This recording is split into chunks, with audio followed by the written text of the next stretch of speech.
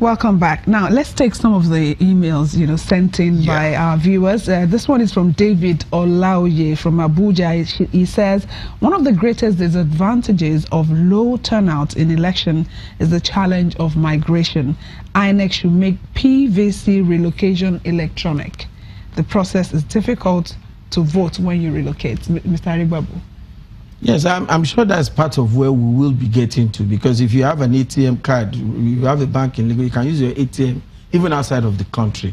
But that's not something that is reliant only on INEC. It's also about the state of our technology. When the National Assembly suggests that INEC should go fully electronic, what they should have done is to give INEC the prerogative to say, INEC will decide that for this area we are using electronic, but for another remote area, that we are going to use manual because we cannot rely on electronic. So give INEC that room to operate. That would be best for us, really. So, yes, I agree with this person that migration and attendant issue, people who live where people are transferred elsewhere, it shouldn't be so cumbersome to transfer your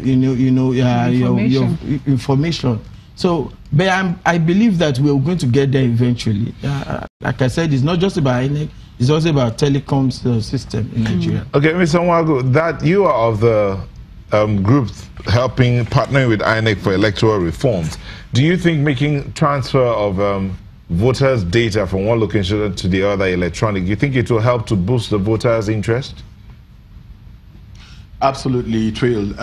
I think we should take the stake a little higher and begin to talk about a system in which our election is also not an event. We've made the point about the crippling of the economy because we are having elections, whether they are subnational elections or even the federal elections. You have seen that the economy of states, the economy of the country is shut down completely because we are running elections. So we need to begin to walk to that point where we don't have to close businesses, we don't have to close schools, we don't have to close the market because we are having elections. That's the way to go.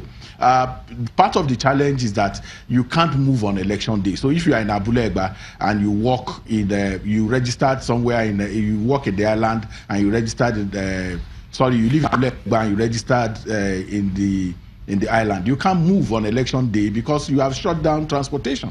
So we need to build up to that advocacy around the fact that those factors, violence, absence of security, that makes our election an event, just the same way we have moved up now to the point where continuous voter registration is truly continuous. We can make our election less an event and ensure that from your office in channels you can just sit down in your office and vote for who you want to vote if the technology to do so abounds within your environment. Okay, let me quickly add this. That's the way to go, and that's the advocacy that we need to carry on forward now. Okay, for people who want to register, there should be that guidelines for them. I want you to just, for the benefit of our viewers, tell us about these guidelines. What qualifies somebody to register to vote, and the other issues that could incapacitate that person from doing that.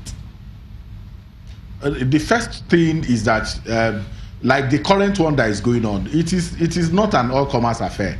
It is actually for those who just turned 18 and those who perhaps did not register first in the previous vote registration exercise that took place. So that's important. There are many people who are trying to register a second time, working very hard. They have lost their cards. They don't want to go through the process and all of that. They are trying to register again. That is a crime. That's number one. Number two is that you have to be a Nigerian, and that is also very difficult because you also know that the means of identification has become a challenge as well. The national identity card system is not as effective yet as it is. So we can have, in border towns, we can have people strolling who may not necessarily, but the qualification is that you are 18, you are a Nigerian, and that you register in the area where you live. That is important. Beyond that, I don't see anything hampering you.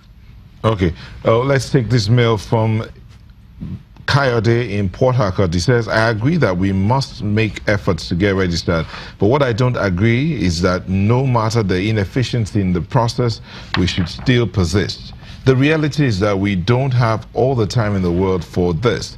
So people that have the responsibility to make the process work should be held accountable. Is it not encouraging inefficiency to ask me to put up with the faulty system? Please, can you ask the question of what NOA and INEC is doing to encourage voter participation? It would seem to me that it is in the interest of those in power to limit voters' participation so that they can get away with malpractice. Mr. Siaka, can you weigh in on that? Yes, as I earlier said, and I still reiterate that it is still a very lingering problem. Confidence is a key, whether in marriages or in business associates or in governance. If your partner does not trust you, if your confidence is lost, there's no amount of activities you engage yourself with, or somebody will believe you. That has been a very serious issue. Since we returned to democracy in 1999, we saw how elections were conducted.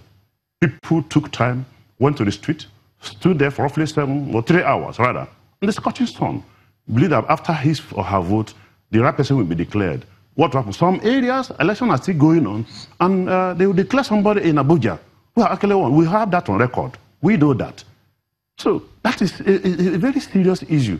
Unless if proper education has to go down to the rural area, because we're just in Abuja here in Lagos, where we have access to information dissemination. What of our people in the villages who would like to elect their leader? A particular candidate is, maybe people like him, but they don't have the financial means to project himself up for such voting. So this has been a very serious issue. Like the part of the electoral amendment they made, you look at the fund apportioned to how much a president can spend, a governor, and so to other lower level.